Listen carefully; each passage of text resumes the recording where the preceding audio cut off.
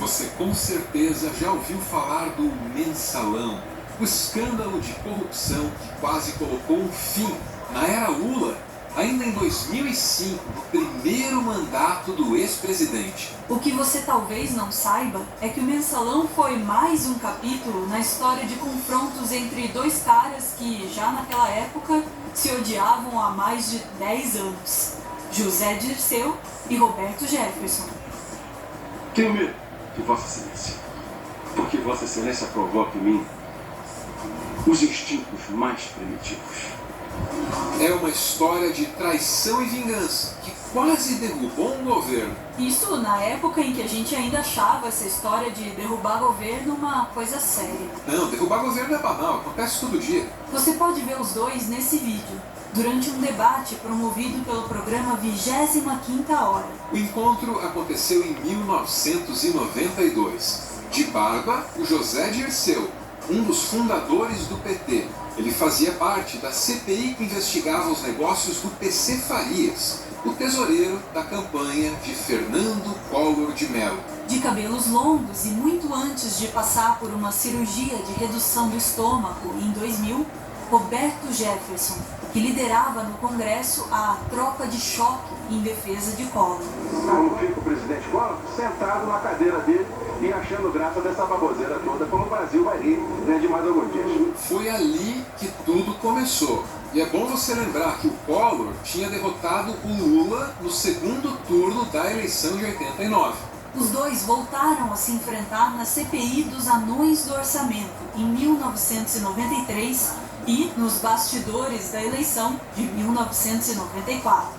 Bem antes disso, no início dos anos 80, o Roberto Jefferson fez fama como o advogado dos pobres em O Povo na TV, um programa de baixarias transmitido na antiga TVS. Para você ter uma ideia do gabarito da coisa, nesse programa tinha até o Sérgio Malandro. O Povo na TV era uma espécie de programa do Ratinho de hoje em dia. E o Roberto Jefferson fazia o papel assim do advogado barraqueiro. Talvez tenha sido nessa época que ele desenvolveu o estilo teatral que o fez famoso durante o Mensalão. Mas o Jefferson já foi também conhecido por seus repentinos ataques de raiva. 2 relatos sobre isso estão nos arquivos do Centro de Pesquisa e Documentação de História Contemporânea do Brasil, da Fundação Getúlio Vargas. Em novembro de 1985, o Roberto Jefferson derrubou a golpes de machado um painel que estava instalado na Cinelândia, no centro do Rio de Janeiro. Ele fez isso porque o painel incluía ele como ausente na lista de votação dos deputados federais fluminenses sobre um projeto que concedia anistia aos civis e militares caçados pelo regime militar. Esse episódio foi o início de uma série de atitudes que o fizeram conhecido pela virulência física e verbal. Em fevereiro de 1988, o Roberto Jefferson foi acusado de ter ido armado para o recinto da Constituinte, com o objetivo assim de resolver desavenças com o deputado Jorge Wecked, do PMDB do Rio Grande do Sul. O Wecked ameaçava divulgar uma lista de pessoas envolvidas em irregularidades na Companhia Brasileira de Alimentos, a Cobal. Já José Dirceu começou sua carreira política como um militante do movimento estudantil, durante a ditadura militar.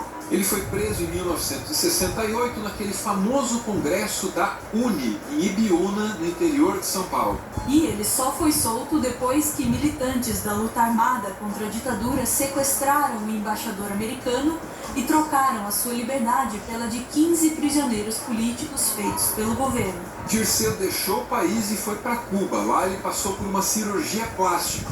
Em 1975, Dirceu voltou para o Brasil e passou a viver na clandestinidade, isso até a lei da anistia em 79.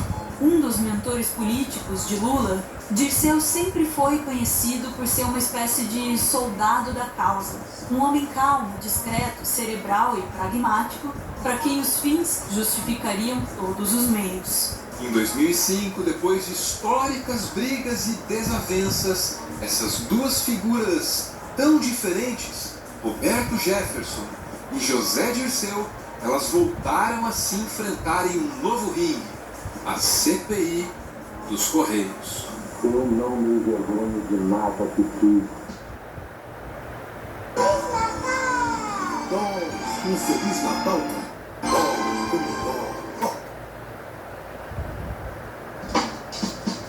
A história do Mensalão começa com esse cara aí, Maurício Marinho.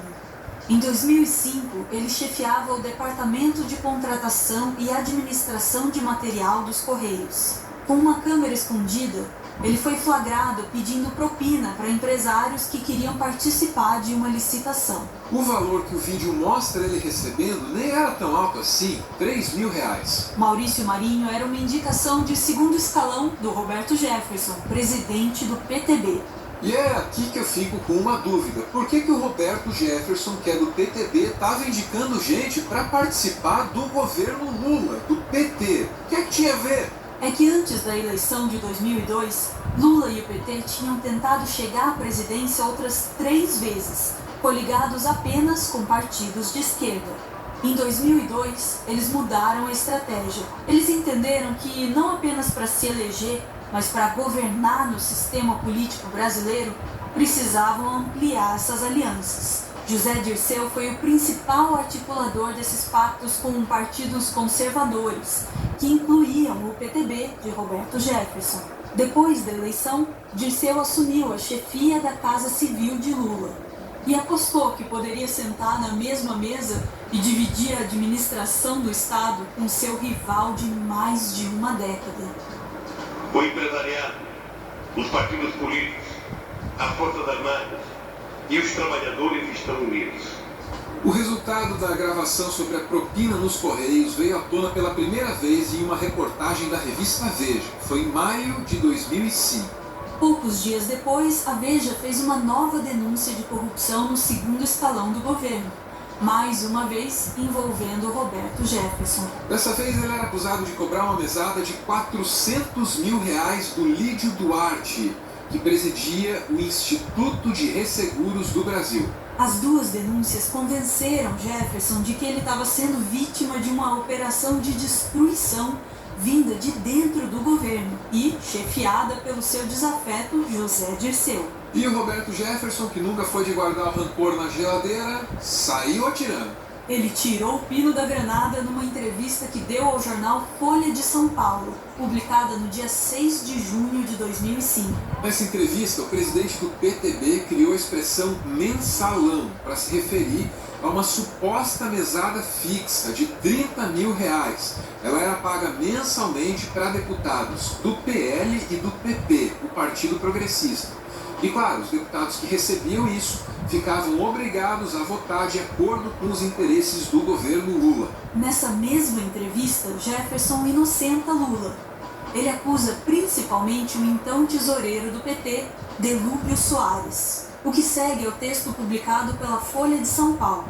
Jefferson diz: no princípio deste ano, em 2 conversas com o presidente Lula, na presença do ministro Valfrido, do líder Arlindo Quinaglia, do ministro Aldo Rebelo e do ministro José Dirceu, eu disse ao presidente: presidente, o Delúbio vai botar uma dinamite na sua cadeira. Ele continua dando mensalão aos deputados.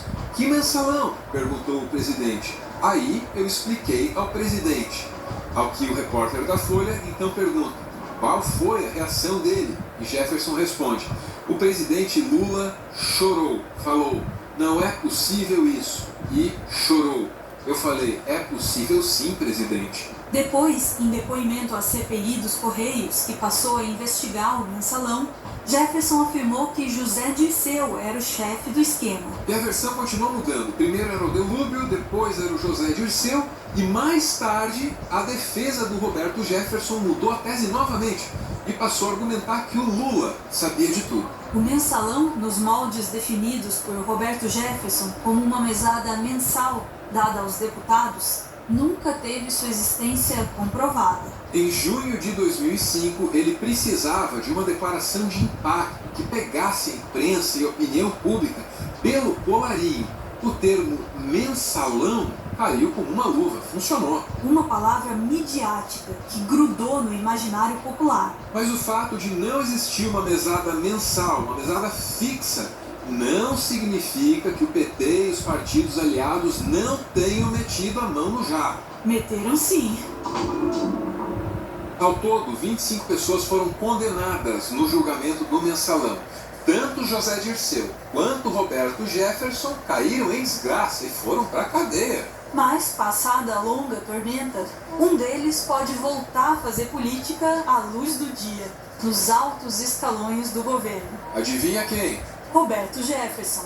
Ele voltou à presidência do PTB e, em 2018, no governo Temer, negociou a indicação da filha dele, a Cristiane Brasil, para ministra do Trabalho. Um parênteses, a moça não chegou a assumir, mas isso não tem nada a ver com as tretas do passado do pai dela. Quando a nomeação da filha foi confirmada pelo então presidente Temer, Jefferson chorou, ficou emocionado.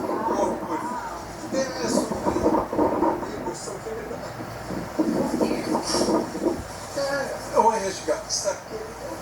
É um resgate. Isso é o resgate É um resgate. da família. Isso. Depois Já passou. Roberto Jefferson continua por aí, aderiu ao bolsonarismo. Mais recentemente, disse que está tentando levar o presidente para o partido dele, o PTB.